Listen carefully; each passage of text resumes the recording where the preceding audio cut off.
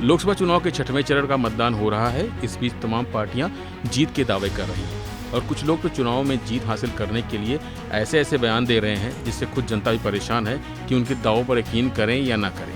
ताजा मामला जालंधर लोकसभा सीट से कांग्रेस के उम्मीदवार और पंजाब के पूर्व सीएम चरणजीत सिंह चन्नी का है, जिन्होंने एक प्रेस कॉन्फ्रेंस के दौरान बड़ा बयान दिया। जालंधर में अपने आवास पर हुई प्रेस कॉन्फ्रेंस में चन्नी ने कहा कि अगर कांग्रेस सत्ता में आई तो बाघा बॉर्डर खोला जाएगा। इससे पाकिस्तानी लोग इलाज के लिए भारत आ सकेंगे और पंजाब में मेडिकल टूरिज्म बढ़ेगा। हालांकि अभी भी पाकिस्तान के लोग भारत इलाज के लिए आते हैं, लेकिन पूर्व सीएम चन्नी अब किस तरह से बाघा बॉर्डर खोलने की बात कर रहे हैं ये तो वही बता सकते हैं। वहीं एक दिन पहले पंजाब में हुई रैली में पीएम मोदी ने कांग्रेस को पाकिस्तान का हिमायती बताते हुए जमकर आलोचना की थी। मोदी ने कहा था कि इंडी गठबंधन पाकिस्तान की जुबान बोल रहा है और अब खुद पंजाब के पूर्व सीएम और कांग्रेस के प्रत्याशी चन्नी पाकिस्तान बॉर्डर खोलने की बात कर रहे हैं, जिससे यह बयान अब तूल पकड़ना लाजमी है। हालांकि इस दौरान पूर्व सीएम ने पंजाब में हुई प्रधानमंत्री नरेंद्र मोदी की रैली पर सवाल खड़े किए। चन्नी ने कहा कि सीएम नरेंद्र मोदी की रैली पूरी तरह से फ्लॉप रही। 8 जिलों से लोग बुलाए गए मगर फिर भी भीड़ नहीं जुट पाई।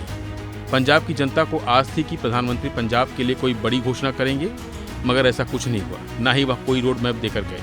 साथ ही चन्नी ने कहा कि पीएम जालंधर के लिए एम्स कॉलेज या कुछ और बनाने का वादा तक नहीं किया।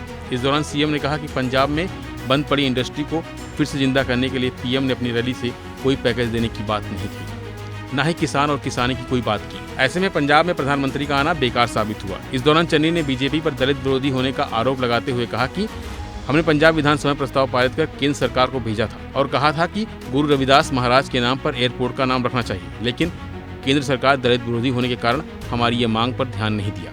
वैसे पहली बार नहीं है जब पूर्व सीएम चन्नी अपने बयानों की वजह से चर्चा में हो, बल्कि अभी कुछ दिन पहले ही चुनाव आयोग ने आदर्श आचार संहिता का उल्लंघन करने पर चन्नी को कड़ी चेतावनी दी थी, जब चन्नी ने पुंछ आतंकी हमले को एक चुनावी स्टंट कहा था। उन्होंने कहा था कि इसका उद्देश्य भाजपा को लोकसभा चुनाव जीतना था, जिस पर निर्वाचन आयोग ने चन्नी की ओर से की गई टिप्पणी पर ऐतराज जताते हुए इसे आचार संहिता उल्लंघन मैनुअल अनुबंध 1 की धारा 2 का उल्लंघन माना, जिसमें कहा गया कि विरोधी पार्टियों की आलोचना पार्टी की नीति, कार्यक्रम, इसके पिछले रिकॉर्ड और कामों तक ही सीमित होना चाहिए।